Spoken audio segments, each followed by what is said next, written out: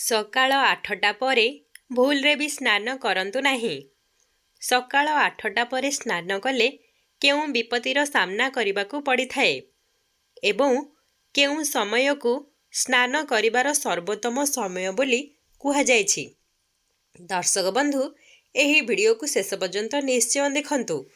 ଚ୍ୟାନେଲରେ ନୂଆ ଥିଲେ ଚ୍ୟାନେଲକୁ ସବସ୍କ୍ରାଇବ୍ କରିବାକୁ ଆଦୌ ଭୁଲିବେ ନାହିଁ। ଥରେ ଭଗବାନ ବିଷ୍ଣୁ ଓ ମାତା ଲକ୍ଷ୍ମୀ କ୍ଷୀର ସାଗରରେ ବିଶ୍ରାମ କରୁଥିଲେ।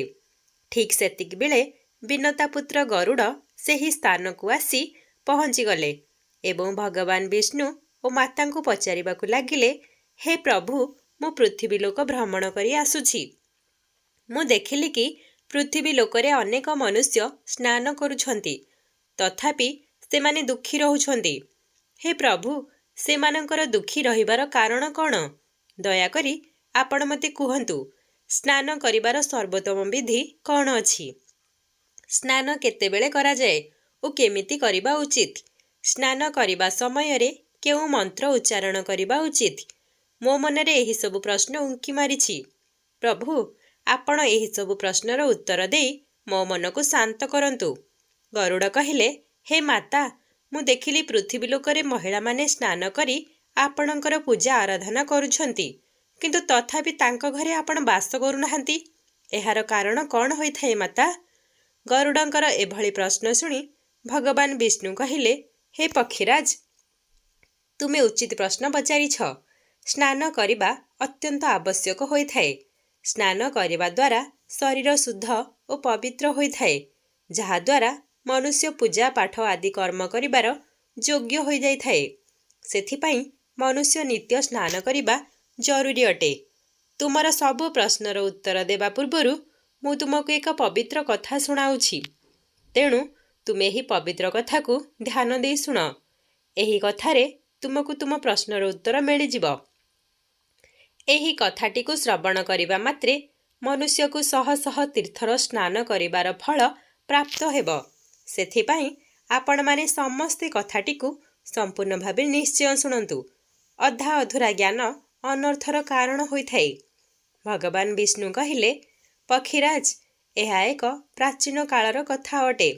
ମଧ୍ୟ ଦେଶରେ ଏକ ଅତ୍ୟନ୍ତ ସୁନ୍ଦର ନଗରୀଟିଏ ଥିଲା, ଯେଉଁଠି ଜଣେ ଧନୀ ମହାଜନ ଥିଲେ ଏବଂ ତାଙ୍କର 3ଟି ସୁନ୍ଦର ସୁନ୍ଦର କନ୍ୟା ଥିଲେ। ମହାଜନ ନିଜ ଝିଅମାନଙ୍କର କୌଣସି ଜିନିଷରେ ଅଭାବ ରଖୁନଥିଲେ। ସେ ବହୁତ ସ୍ନେହ ଆଦରରେ ତାଙ୍କର ଲାଳନ ପାଳନ କରିଥିଲେ। ମହାଜନଙ୍କର ଝିଅମାନେ ଦେଖିବାକୁ ବହୁତ ସୁନ୍ଦର ଓ ସ୍ୱଭାବରେ ବହୁତ ଚଞ୍ଚଳ ଥିଲେ। ଗୋଟିଏ ବାପାର ଯାହା ସବୁ କର୍ତ୍ତବ୍ୟ ଥିଲା, ମହାଜନ ତାକୁ ସଠିକ୍ ଭାବରେ ପାଳନ କରିଥିଲେ, କିନ୍ତୁ ସେ ଗୋଟିଏ ମାତ୍ର ଭୁଲ କରିଦେଇଥିଲେ। ସେ ନିଜର ଝିଅମାନଙ୍କୁ ଶାସ୍ତ୍ର ଜ୍ଞାନ ଦେଇନଥିଲେ। ଜୀବନରେ ସବୁ କିଛି ପାଇ ବି ତାଙ୍କର ଝିଅମାନଙ୍କର ଜୀବନ ଅଧୁରା ଥିଲା, କାରଣ ଜ୍ଞାନ ବିନା କୌଣସି ବି ମନୁଷ୍ୟ ପୂର୍ଣ୍ଣ ହୋଇନଥାଏ। ଧନ ସୌନ୍ଦର୍ଯ୍ୟ ସବୁକିଛି ଥାଇକି ବି ମହାଜନଙ୍କର ଝିଅଙ୍କ ପାଖରେ ସେହି ଜିନିଷ ନଥିଲା ଯାହା ପ୍ରତ୍ୟେକ ସ୍ତ୍ରୀଙ୍କ ପାଖରେ ରହିବା ଉଚିତ। ଯେତେବେଳେ ମହାଜନଙ୍କର ଝିଅମାନେ ବିବାହ ଯୋଗ୍ୟ ହୋଇଗଲେ, ମହାଜନ ଝିଅମାନଙ୍କର ବିବାହ ବହୁତ ବଡ଼ ଧନୀ ଘରେ କରାଇଦେଲେ। ସେ 3 ଝିଅଙ୍କର ସ୍ୱାମୀମାନେ ବହୁତ ବଡ଼ ବଡ଼ ବ୍ୟବସାୟୀ ଥିଲେ ଏବଂ ସେମାନେ ସମସ୍ତେ ନିଜ ସ୍ୱାମୀମାନଙ୍କ ରାଜମହଲରେ ରହିବା ପାଇଁ ସେଠାକୁ ଚାଲିଗଲେ ଏବଂ ସେଠାରେ ତାଙ୍କର ଦିବ୍ୟ ସ୍ୱାଗତ କରାଗଲା। ବିବାହ ପରର ସବୁ ରୀତିନୀତି ଭଲ ଭାବରେ ସମ୍ପୂର୍ଣ୍ଣ ହୋଇଗଲା। ସେହି 3 ଝିଅମାନଙ୍କର ଶାଶୁଘର ଲୋକେ ତାଙ୍କୁ ବହୁତ ମାନ ସମ୍ମାନ ଦେବା ସହିତ ବହୁତ ସ୍ନେହ ଆଦର ଓ ଭଲ ପାଇବା ଦେଇ ତାଙ୍କୁ ନିଜର କରିନେଲେ। ସେହି 3 ଝିଅମାନେ ନିଜ ନିଜ ଶାଶୁଘରେ ବହୁତ ଆରାମରେ ରହିବା ପାଇଁ ଲାଗିଲେ। ସେମାନେ ଡେରିରେ ଶୋଇକି ଉଠୁଥିଲେ, ଡେରିରେ ସ୍ନାନ କରୁଥିଲେ ଓ ସ୍ନାନ ନ କରି ଭୋଜନ କରିଦେଉଥିଲେ। ସେମାନେ ବେଳେ ବେଳେ ପୂଜାପାଠ ମଧ୍ୟ କରୁଥିଲେ। ତାଙ୍କର ଶାଶୁ ତାଙ୍କୁ ଅନେକ ଥର ବୁଝାଇବା ପାଇଁ ବହୁ ଚେଷ୍ଟା କରୁଥିଲେ, କିନ୍ତୁ ତଥାପି ସେମାନେ ନିଜର ଶାଶୁଙ୍କ କଥା ନ ଶୁଣି ନିଜର ମନମାନି କରୁଥିଲେ। କିନ୍ତୁ ଧୀରେ ଧୀରେ ସମୟ ବିତିବା ପାଇଁ ଲାଗିଲା। ସେହି ଝିଅମାନେ ନିଜ ଶାଶୁଘରେ ଅନେକ ଅସୁବିଧାର ସାମ୍ନା କରିବା ପାଇଁ ଲାଗିଲେ। ସେମାନଙ୍କର ସ୍ୱାମୀମାନଙ୍କର ବ୍ୟବସାୟରେ କ୍ଷତି ହେବା ପାଇଁ ଲାଗିଲା। ତାଙ୍କର ସବୁ ବ୍ୟବସାୟ ବୁଡ଼ିଗଲା। ସେ ଅନ୍ୟ ଲୋକମାନଙ୍କ ପାଖରୁ ଋଣ ଆଣି ବ୍ୟବସାୟ ଚଳାଇବା ପାଇଁ ଚେଷ୍ଟା କଲେ, କିନ୍ତୁ ସେଥିରେ କିଛି ଲାଭ ହେଲା ନାହିଁ। ବରଂ ଅନେକ କ୍ଷତି ସହିବାକୁ ପଡ଼ିଲା, ଯେଉଁଥିପାଇଁ ଘରେ ସଦାବେଳେ କଳି ଝଗଡ଼ା ହେବା ପାଇଁ ଲାଗିଲା। ଯେବେଠାରୁ ମହାଜନଙ୍କର 3 ଝିଅ ବାହା ହୋଇ ଶାଶୁଘର ଆସିଲେ, ସେବେଠାରୁ ତାଙ୍କ ସମସ୍ତଙ୍କର ଶାଶୁଘରେ ସମସ୍ୟା ବଢ଼ିବା ପାଇଁ ଲାଗିଲା। ସେ 3 ଭଉଣୀଙ୍କର ଶାଶୁଘରେ ବହୁତ ଆର୍ଥିକ ସଙ୍କଟ ଦେଖାଦେଲା, ଯାହାଦ୍ୱାରା ସେମାନଙ୍କର ଘର ଦ୍ୱାର ସବୁ ବିକିବାକୁ ପଡ଼ିଲା ଏବଂ ସେ ସମସ୍ତେ ଯାଇ ବାହାରେ ଗୋଟିଏ ଛୋଟ କୁଡ଼ିଆ କରି ରହିବା ପାଇଁ ଲାଗିଲେ। କିନ୍ତୁ ସେ 3 ଭଉଣୀଙ୍କୁ ସେ କୁଡ଼ିଆ ଆଦୌ ପସନ୍ଦ ଆସୁନଥିଲା। ସେଥିପାଇଁ ସେମାନେ ନିଜ ଶାଶୁଘର ଛାଡ଼ି ବାପ ଘରେ ବାପାଙ୍କ ପାଖରେ ରହିବା ପାଇଁ ଲାଗିଲେ। ନିଜ ଘରକୁ ଫେରିଲା ପରେ ବି ସେ 3 ଝିଅଙ୍କର ଅଭ୍ୟାସ ବଦଳି ନଥିଲା ଏବଂ ସେମାନେ ନିଜ ବାପାଙ୍କ ଘରେ ବହୁତ ମଉଜ ମଜଲିସରେ ରହିବା ପାଇଁ ଲାଗିଲେ। ବାପାଙ୍କ ଘରେ ବି ସେମାନେ ଶୋଇକି ଡେରିରେ ଉଠୁଥିଲେ, ଡେରିରେ ସ୍ନାନ କରୁଥିଲେ, ସ୍ନାନ ନ କରି ଭୋଜନ କରୁଥିଲେ। ସେହି କାରଣ ପାଇଁ ତାଙ୍କ ବାପା ବା ମହାଜନଙ୍କର ମଧ୍ୟ ବ୍ୟବସାୟରେ କ୍ଷତି ହେଲା ଏବଂ ମହାଜନଙ୍କର ଆର୍ଥିକ ସ୍ଥିତି ବହୁତ ଖରାପ ହେବାକୁ ଲାଗିଲା। ଥରେ ଗୋଟିଏ ଦିନ ଭଗବାନ ବିଷ୍ଣୁ ଗୋଟିଏ ସାଧୁର ରୂପ ଧାରଣ କରି ମହାଜନଙ୍କ ଘରକୁ ଆସି ପହଞ୍ଚିଗଲେ। ମହାଜନ ସେ ସାଧୁକୁ ଆଦରର ସହ ସ୍ୱାଗତ କଲେ ଓ ତାଙ୍କର ପାଦ ଧୋଇ ତାଙ୍କୁ ପ୍ରଣାମ ଜଣାଇଲେ। ମହାଜନ ସେ ସାଧୁକୁ ନିଜର ଦୁଃଖ ବିଷୟରେ ସବୁ କହିଲେ ଏବଂ ଏହି ଅସୁବିଧାର ନିବାରଣ ପାଇଁ ତାଙ୍କୁ ପଚାରିଲେ। ମହାଜନ ନିଜର ଝିଅମାନଙ୍କୁ ଡାକିଲେ ଓ ସାଧୁଙ୍କୁ ତାଙ୍କ ବିଷୟରେ ସବୁ କହିଲେ। ଯେମିତି ସାଧୁ ସେ 3 ଝିଅ ଆଡ଼କୁ ଚାହିଁଲେ, ସେ ପ୍ରକୃତ ସତକଥା କ'ଣ ଜାଣିପାରିଥିଲେ। ସେ 3 ଭଉଣୀଙ୍କର ଚାରିକଡ଼ରେ ନକାରାତ୍ମକ ଶକ୍ତିର ପ୍ରଭାବ ଘୂରି ବୁଲୁଛି, ଯାହା ସେ 3 ଭଉଣୀଙ୍କ ସହ ବୁଲୁଥିଲା। ସେମାନେ ଯେଉଁଆଡ଼େ ଯାଉଥିଲେ, ନକାରାତ୍ମକ ଶକ୍ତି ତାଙ୍କର ପିଛା ଛାଡ଼ୁନଥିଲା। ସେ ସାଧୁ ମହାଜନଙ୍କୁ କହିଲେ, ତୁମର 3 ଝିଅଙ୍କର ଏପରି ଖରାପ ଅଭ୍ୟାସ କାରଣରୁ ସେମାନଙ୍କ ଚାରିପଟେ ଖରାପ ଶକ୍ତି ଘେରା ବନାଇ ରଖିଛି। ସେହି କାରଣରୁ ସେମାନେ ଯେଉଁଆଡ଼େ ଯାଉଛନ୍ତି, ଦୁଃଖ, କଷ୍ଟ ଓ ସଙ୍କଟ ତାଙ୍କ ସହିତ ଘୂରି ବୁଲୁଛି। ତୁମର 3 ଝିଅ ଅତ୍ୟନ୍ତ ଅଳସୁଆ ଅଟନ୍ତି। ସେମାନେ ଡେରିରେ ଶୋଇକି ଉଠନ୍ତି, ସ୍ନାନ ନ କରି ଭୋଜନ କରନ୍ତି ଓ ସ୍ନାନ ନ କରି ଭୋଜନ କରନ୍ତି। ସେଥିପାଇଁ ତାଙ୍କ ଜୀବନରେ ସଙ୍କଟ ମାଡ଼ି ଆସୁଛି। ପୁଣି ସାଧୁ ସେ ମହାଜନଙ୍କର 3 ଝିଅକୁ ମହତ୍ତ୍ୱପୂର୍ଣ୍ଣ ଜ୍ଞାନ ଦେଲେ ଏବଂ ସେସବୁକୁ ନିୟମିତ ପାଳନ କରିବା ପାଇଁ ମଧ୍ୟ କହିଥିଲେ। ଭଗବାନ ବିଷ୍ଣୁ କହିଲେ, ହେ ବତ୍ସ, ସ୍ନାନ 5 ପ୍ରକାରର ହୋଇଥାଏ। ବ୍ରହ୍ମ ସ୍ନାନ, ଦେବ ସ୍ନାନ, ଋଷିକ ସ୍ନାନ, ମାନବ ସ୍ନାନ ଓ ଦାନବ ସ୍ନାନ। ଏହାକୁ ସମୟ ଅନୁସାରେ ଭାଗ କରାଯାଇଛି। ନମ୍ବର 1, ଶାସ୍ତ୍ରରେ ବ୍ରହ୍ମ ମୁହୂର୍ତ୍ତରେ କରାଯାଇଥିବା ସ୍ନାନକୁ ବ୍ରହ୍ମ ସ୍ନାନ ବୋଲି କୁହାଯାଏ। ଏହାକୁ ସର୍ବଶ୍ରେଷ୍ଠ ସ୍ନାନ ବୋଲି କୁହାଯାଇଛି।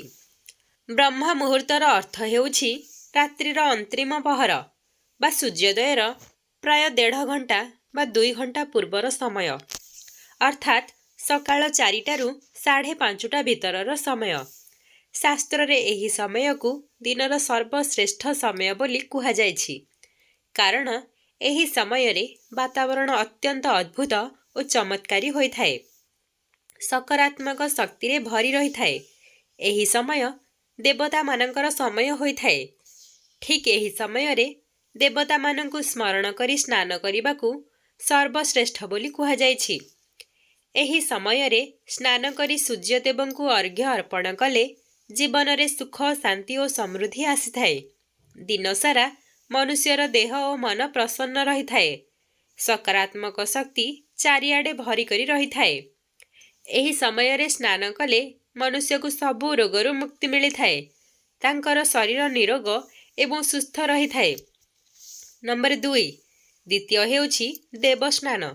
ସକାଳ 5ଟାରୁ 6ଟା ଭିତରେ କରାଯାଉଥିବା ସ୍ନାନକୁ ଦେବସ୍ନାନ ବୋଲି କୁହାଯାଏ। ସବୁ ପବିତ୍ର ନଦୀମାନଙ୍କୁ ସ୍ମରଣ କରି ସ୍ନାନ କରିବାକୁ ଶ୍ରେଷ୍ଠ ମନାଯାଇଛି। ଏହି ସମୟରେ ସ୍ନାନ କଲେ ମନୁଷ୍ୟର ଶରୀରରେ ସକାରାତ୍ମକ ଶକ୍ତିର ସଞ୍ଚାର ହୋଇଥାଏ। ଏବଂ ସବୁ ନକାରାତ୍ମକ ଶକ୍ତି ଶରୀରରୁ ବାହାରି ଯାଇଥାଏ। ଏହି ସମୟରେ ସ୍ନାନ କଲେ ଦେହ ଓ ମନ ଶୁଦ୍ଧ ଓ ପବିତ୍ର ହୋଇଯାଇଥାଏ। ଗୃହରେ ଧନ ସମ୍ପତ୍ତି ବୃଦ୍ଧି ହୋଇଥାଏ ଓ ମନୁଷ୍ୟକୁ ସବୁ ପ୍ରକାରର ସୁଖ ସୁବିଧା ପ୍ରାପ୍ତ ହୋଇଥାଏ। ନମ୍ବର 3, ସକାଳୁ ସକାଳୁ ଯେତେବେଳେ ଆପଣ ଆକାଶରେ ତାରା ଝାପ୍ସା ଝାପ୍ସା ହୋଇ ଦେଖାଯାଏ, ଆପଣ ତାକୁ ଦେଖନ୍ତି, ସେହି ସମୟରେ ସ୍ନାନ କରିବାକୁ ଋଷିକ ସ୍ନାନ ବୋଲି କୁହାଯାଏ। ଏହି ସ୍ନାନ ମଧ୍ୟ ଅତ୍ୟନ୍ତ ଶ୍ରେଷ୍ଠ ଅଟେ। ଏହି ସମୟରେ ସ୍ନାନ କଲେ ମାନସିକ ଶାନ୍ତି ମିଳିଥାଏ। ନମ୍ବର 4, ଚତୁର୍ଥ ହେଉଛି ମାନବ ସ୍ନାନ। ସକାଳ 6ଟାରୁ 8ଟା ଭିତରେ କରାଯାଉଥିବା ସ୍ନାନକୁ ମାନବ ସ୍ନାନ ବୋଲି କୁହାଯାଏ। ଏହି ସ୍ନାନ ସୂର୍ଯ୍ୟୋଦୟ ସମୟରେ ବା ସୂର୍ଯ୍ୟୋଦୟର ଠିକ୍ ପରେ କରାଯାଇଥାଏ। ଏହି ସମୟରେ ସ୍ନାନ କରିବା ମଧ୍ୟ ଭଲ ହୋଇଥାଏ। ଏହି ସ୍ନାନ କରିବା ଦ୍ୱାରା ଦିନସାରା ମନୁଷ୍ୟକୁ ଫୁର୍ତ୍ତି ଲାଗିବା ସହିତ ସକାରାତ୍ମକ ଭାବନା ଜାଗ୍ରତ ହୋଇଥାଏ ଏବଂ ଯେକୌଣସି କାର୍ଯ୍ୟ କରିବା ପାଇଁ ମନ ଉତ୍ସାହିତ ରହିଥାଏ। ନମ୍ବର 5, ପଞ୍ଚମରେ ହେଉଛି ଦାନବ ସ୍ନାନ। କିନ୍ତୁ ମନୁଷ୍ୟକୁ କେବେ ବି ସୂର୍ଯ୍ୟୋଦୟର 2 ଘଣ୍ଟା ପରେ ସ୍ନାନ କରିବା ଉଚିତ ନୁହେଁ, ଅର୍ଥାତ୍ ସକାଳ 8ଟା ପରେ ସ୍ନାନ କରିବା ଅନୁଚିତ। ଏହି ସମୟରେ ବାତାବରଣରେ ପ୍ରାପ୍ତ ଥିବା ଜୈବିକ ଶକ୍ତି କମ୍ ହୋଇଯାଇଥାଏ। ସେଥିପାଇଁ ମନୁଷ୍ୟ ଭିତରେ ଆଗ୍ରହ ଓ ଉତ୍ସାହ କମ୍ ଦେଖାଯାଇଥାଏ। ସେଥିପାଇଁ ମନୁଷ୍ୟକୁ ଦିନସାରା ଆଳସ୍ୟ ଅନୁଭବ ହୋଇଥାଏ। ପୁରା ଦିନ ଶରୀର ଭିତରେ ଶକ୍ତି ନଥିବା ଭଳି ଲାଗେ। କୌଣସି କାମ କରିବାକୁ ଆଗ୍ରହ ହୁଏ ନାହିଁ। ସକାଳ 8ଟା ପରେ ସ୍ନାନ କଲେ ସେ ବ୍ୟକ୍ତି ଜୀବନରେ ଦୁର୍ଭାଗ୍ୟ ଆସିଥାଏ ଏବଂ ତାର ଶରୀରରେ ନକାରାତ୍ମକ ଶକ୍ତି ବାସ କରିବା ପାଇଁ ଲାଗିଥାଏ। ଏହିଭଳି ମନୁଷ୍ୟ ଯେକୌଣସି ସ୍ଥାନକୁ ଯାଆନ୍ତି, ସେ ତାଙ୍କ ସହିତ ଦୁର୍ଭାଗ୍ୟକୁ ବି ନେଇଯାଆନ୍ତି। ତୁମର ଏହି 3 ଝିଅମାନେ ସକାଳେ ଡେରିରେ ସ୍ନାନ କରୁଥିଲେ, ଯେଉଁଥିପାଇଁ ଶାଶୁଘରର ସବୁ ଧନ ସମ୍ପତ୍ତି ନଷ୍ଟ ହୋଇଗଲା। ତୁମର ବି ସବୁ ଧନ ସମ୍ପତ୍ତି ନଷ୍ଟ ହେବାକୁ ଲାଗିଲାଣି। ସୂର୍ଯ୍ୟୋଦୟର ବହୁ ସମୟ ପରେ ବି ଯେଉଁ ମନୁଷ୍ୟ ସ୍ନାନ କରିନଥାଏ, ସେ ମନୁଷ୍ୟର ମନ ଭିତରେ କ୍ରୋଧ, ରାଗ, ଅହଙ୍କାର, ନକାରାତ୍ମକ ଭାବନା, ଆଳସ୍ୟ, ବିରକ୍ତିକର ଭାବ ସୃଷ୍ଟି ହୋଇଥାଏ, ଯାହାଦ୍ୱାରା ତାଙ୍କର ସବୁ କାର୍ଯ୍ୟରେ ଅସୁବିଧା ଉତ୍ପନ୍ନ ହୋଇଥାଏ। ସେଥିପାଇଁ ସବୁଦିନ ବ୍ରହ୍ମସ୍ନାନ, ଦେବସ୍ନାନ, ଋଷିକ ସ୍ନାନ ଓ ମାନବ ସ୍ନାନ କରିବାକୁ ଉପଦେଶ ଦିଆଯାଇଛି। ପ୍ରତିଦିନ ଏହି ପବିତ୍ର ସମୟରେ ଉଠି ସ୍ନାନ କରି ଈଶ୍ୱରଙ୍କୁ ପୁରା ଶ୍ରଦ୍ଧାର ସହିତ ପୂଜା ଆରାଧନା କରି ପ୍ରାର୍ଥନା ଓ ପୂଜାପାଠ କଲେ ଏବଂ ସୂର୍ଯ୍ୟଦେବଙ୍କୁ ଅର୍ଘ୍ୟ ଅର୍ପଣ କଲେ ତୁମର ଦେହ ଓ ମନ ପବିତ୍ର ହୋଇଯାଇଥାଏ। ତୁମର ସବୁ ସମସ୍ୟାର ସମାଧାନ ଆପେ ଆପେ ହୋଇଯାଇଥାଏ। ଆମ ଭିତରେ ସବୁ ପ୍ରକାରର ନକାରାତ୍ମକ ଭାବନା ଦୂର ହୋଇଯାଇଥାଏ ଏବଂ ସୁଖ ସମୃଦ୍ଧିର ବାଟ ଆମ ପାଇଁ ଆପେ ଆପେ ଖୋଲା ହୋଇଯାଇଥାଏ। ସନ୍ଧ୍ୟା କିମ୍ବା ରାତ୍ରି ସମୟରେ କେବେ ବି ଅତ୍ୟାବଶ୍ୟକୀୟ ସ୍ନାନ ବିଲକୁଲ କରନ୍ତୁ ନାହିଁ। ଭଗବାନ ବିଷ୍ଣୁ କହିଲେ, ହେ ବତ୍ସ, ଏବେ ମୁଁ ତୁମକୁ ସ୍ନାନ କରିବା ସମୟରେ ଉଚ୍ଚାରଣ କରୁଥିବା ମହତ୍ତ୍ୱପୂର୍ଣ୍ଣ ମନ୍ତ୍ର ବିଷୟରେ କହିବି। ସେଥିପାଇଁ ତୁମେ ଏହାକୁ ଧ୍ୟାନ ଦେଇ ଶୁଣ। ଯିଏ ବି ଏହି ମନ୍ତ୍ରକୁ ଉଚ୍ଚାରଣ କରି ସ୍ନାନ କରିବ, ତାର ସବୁ ପାପ ସେହି କ୍ଷଣି ନଷ୍ଟ ହୋଇଯିବ। ସେ ମନୁଷ୍ୟ ଦୁର୍ଭାଗ୍ୟ ବି ନଷ୍ଟ ହୋଇଯିବ ଏବଂ ତାକୁ ସୁଖ ସମୃଦ୍ଧି ପ୍ରାପ୍ତ ହୋଇଥାଏ। ସେ ମନ୍ତ୍ରଟି ହେଉଛି ଗଙ୍ଗେ ଚ ଯମୁନେ ଚୈବ ଗୋଦାବରୀ ସରସ୍ୱତୀ ନର୍ମଦେ ସିନ୍ଧୁ କାବେରୀ ଜଳେ ଅସ୍ମିନି ସନ୍ନିଧିଂ କୁରୁମ୍। ଏହାର ଅର୍ଥ ହେଉଛି, ଗଙ୍ଗା, ଯମୁନା, ଗୋଦାବରୀ, ସରସ୍ୱତୀ, ସିନ୍ଧୁ, ନର୍ମଦା, କାବେରୀ ମା, ମୋ ସ୍ନାନ କରିବା ସମୟରେ ଆପଣ ସମସ୍ତେ ବିରାଜମାନ କରନ୍ତୁ। ଏହି ମନ୍ତ୍ରଟିକୁ ଉଚ୍ଚାରଣ କଲେ ସମସ୍ତ ତୀର୍ଥସ୍ଥାନରେ ସ୍ନାନ କରିବାର ଫଳ ମିଳିଥାଏ। ଏହିପରି ଭାବରେ ଭଗବାନ ବିଷ୍ଣୁ ସେ ମହାଜନଙ୍କୁ ସ୍ନାନ କରିବାର ମହତ୍ତ୍ୱ ବୁଝାଇଦେଲେ ଏବଂ ସେ ମହାଜନଙ୍କର 3 ଝିଅ ନିଜ ଭୁଲକୁ ବୁଝିପାରିଥିଲେ। ସେ 3 ଝିଅ ନିଜ ଶାଶୁଘରକୁ ରହିବା ପାଇଁ ଚାଲିଗଲେ ଏବଂ ଭଗବାନ ବିଷ୍ଣୁ ବୁଝାଇଥିବା ନିୟମକୁ ସ୍ନାନ କରିବା ସମୟରେ ପାଳନ କରିବାକୁ ଲାଗିଲେ। 3 ଝିଅ ସକାଳୁ ବ୍ରହ୍ମ ମୁହୂର୍ତ୍ତରେ ଉଠି ସ୍ନାନ କରିବା ପାଇଁ ଲାଗିଲେ ଓ ପ୍ରତିଦିନ ସୂର୍ଯ୍ୟଙ୍କୁ ଜଳ ଅର୍ପଣ କରିବା ପାଇଁ ଲାଗିଲେ। ସକାଳୁ ନିତ୍ୟ ସ୍ନାନ କରିବା ଦ୍ୱାରା ଶରୀର ତାଙ୍କର ପବିତ୍ର ହୋଇଗଲା ଏବଂ ସବୁ ନକାରାତ୍ମକ ଶକ୍ତି ପୂରାପୂରି ନଷ୍ଟ ହୋଇଗଲା। ଧୀରେ ଧୀରେ ତାଙ୍କ ସ୍ୱାମୀମାନଙ୍କର ବ୍ୟବସାୟ ଠିକ୍ ହେବାକୁ ଲାଗିଲା ଏବଂ ସେ ହରାଇ ଦେଇଥିବା ସବୁ କିଛି ପୁଣି ତାଙ୍କୁ ମିଳିଗଲା ଓ ସେ ତିନି ଭଉଣୀ ନିଜ ନିଜ ଶାଶୁ ଘରେ ରହିବା ପାଇଁ ଲାଗିଲେ। ସାଙ୍ଗମାନେ, ଏହିଭଳି ଭାବରେ ଆମ ଜୀବନରେ ସ୍ନାନ କରିବାର ବହୁତ ମହତ୍ତ୍ୱ ଅଛି। ସେଥିପାଇଁ ଆମକୁ ପ୍ରତିଦିନ ସକାଳେ ଜଲ୍ଦି ଉଠି ସ୍ନାନ କରିବା ଉଚିତ। ସକାଳୁ 8ଟା ପରେ ସ୍ନାନ କଲେ ଅଶୁଭ ହୋଇଯାଇଥାଏ। ଏହିଭଳି ଭାବରେ ଭଗବାନ ବିଷ୍ଣୁ ଗରୁଡ଼ଙ୍କୁ ସ୍ନାନ କରିବା ବିଷୟରେ ବିସ୍ତୃତ ଭାବରେ ବୁଝାଇଥିଲେ। ଭିଡ଼ିଓଟିକୁ ଏହିଠାରେ ଶେଷ କରୁଛି। ଯଦି ଆପଣମାନଙ୍କୁ ଏହି ଭିଡ଼ିଓଟି ଭଲ ଲାଗିଛି ତେବେ ଦୟାକରି ମୋ ଚ୍ୟାନେଲକୁ ସବସ୍କ୍ରାଇବ୍ କରି ଭିଡ଼ିଓକୁ ଗୋଟେ ଲାଇକ୍ ନିହାତି କରନ୍ତୁ ଏବଂ ସାଙ୍ଗସାଥୀମାନଙ୍କ ପାଖକୁ ଓ ବନ୍ଧୁବାନ୍ଧବମାନଙ୍କ ପାଖକୁ ଅଧିକାରୁ ଅଧିକା ସେୟାର କରନ୍ତୁ। କମେଣ୍ଟରେ ଜୟ ଜଗନ୍ନାଥ ଲେଖିବା ପାଇଁ ଆଦୌ ଭୁଲନ୍ତୁ ନାହିଁ।